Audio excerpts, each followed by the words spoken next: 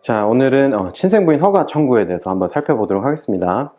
그래서 이제 뭐 경우에 따라서 이혼 사건 의뢰인 중에 저한테 연락을 주시는 분들이 있으세요. 그래서 아니 지금 내가 출생 신고를 하려고 했는데 안 받아준다. 뭐 친생 추정이 미친다는데 뭐 어떻게 해야 되냐 뭐 이렇게 하시면서 저한테 다급하게 이제 전화를 주시는 그 이전 이혼 사건 의뢰인 분들이 계시는데, 오늘 이제 관련해서 이런 친생 추임 부인 허가 청구 또는 뭐 인지 허가 청구에 대해서 좀 살펴보도록 하겠습니다.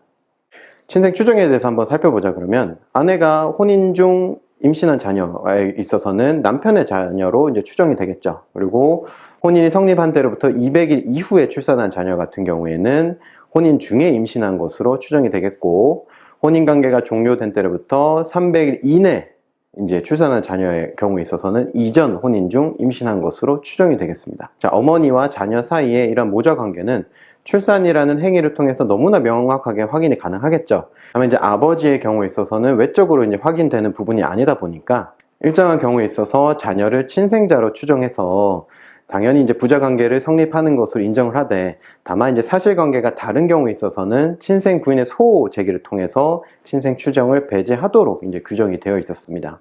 다만 이제 혼인 관계가 종료한 때로부터 300일 이내에 출생한 자녀에 있어서는 좀 여러 문제점이 발생을 할 수가 있겠죠. 먼저 이제 이혼 소송을 한번 생각을 해보신다 그러면 정말 짧게는 수개월, 뭐 길게는 1년이 넘어가는 경우도 많습니다. 그리고 이를 혼인 파탄 시점부터 고려한다 그러면 상당한 기간이 소요가 되겠죠.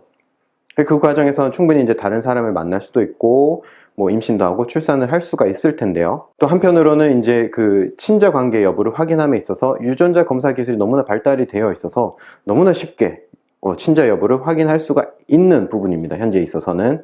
그래서 이전의 규정이 그대로 뭐 적용될 필요는 없겠죠.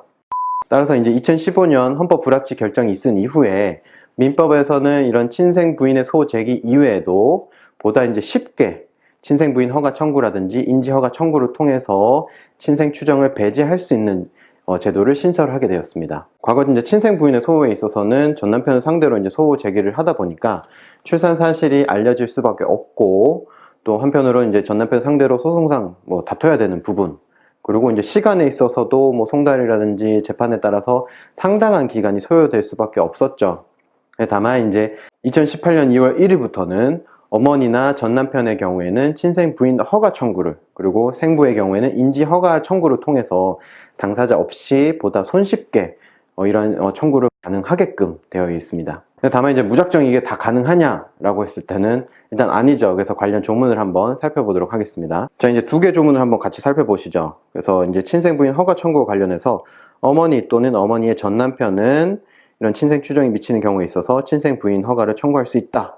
또 인지허가 청구에 있어서는 생부는 역시 같은 사유에 있어서 인지허가 청구를 할 수 있다라고 규정하면서, 다만 혼인 중 자녀로 출생 신고가 된 경우에는 그러하지 아니하다라고 규정하고 있고, 이 항에 있어서는 이런 청구가 있을 때 혈액형 검사, 유전자 검사 등 과학적 방법에 따른 검사 결과 또는 장기간의 별거 등 그 밖의 사정을 고려하여 허가 여부를 정한다 라고 되어 있습니다. 그래서 이를 종합해서 본다 그러면 혼인관계 종료한 때로부터 300일 이내 자녀가 출생을 해야 되겠고요. 그 다음에 출생 신고가 되지 않은 상태여야겠습니다. 그래서 만에 하나 이제 전 남편의 그런 자녀로 출생 신고가 되어 있다 그러면 위와 같은 제도를 활용할 수는 없겠고요.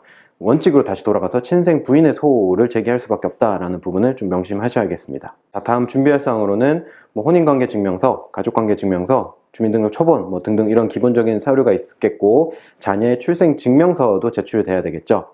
자, 이제 무엇보다 중요한 것은 친생 추정을 이제 배제를 하고자 하는 목적이기 때문에 전 남편의 친자에 해당되는 게 아니라 그 자녀와 그 생부, 그러니까 지금 현재 아버지 사이에 친자 관계가 성립한다라는 것을 보여주기 위해서는 유전자 검사가 제출될 필요가 있겠죠. 그래서 관련 내역을 반드시 이제 제출할 필요는 있겠습니다. 그 다음에 이제 전 남편에 있어서 그런 자료도 좀 제출이 필요한데, 다만 현재로서는 좀 확보하기 어려운 부분은 있겠습니다. 그래서 만약 우리가 이제 그 심판 청구를 하게 되면은 법원에서 보정명령이 나올 텐데요. 보정을 통해서 충분히 제출하면 되니까 전 남편 관련된 서류는 특별히 이제 걱정하실 필요는 없겠습니다. 자, 이후에 출생 신고에 있어서는 이런 법원으로부터 허가 심판 청구가 확정되면 해당 등본과 확정 증명서를 가지고 방문을 하셔서 출생 신고를 하는 절차로 나아가시면 되겠습니다.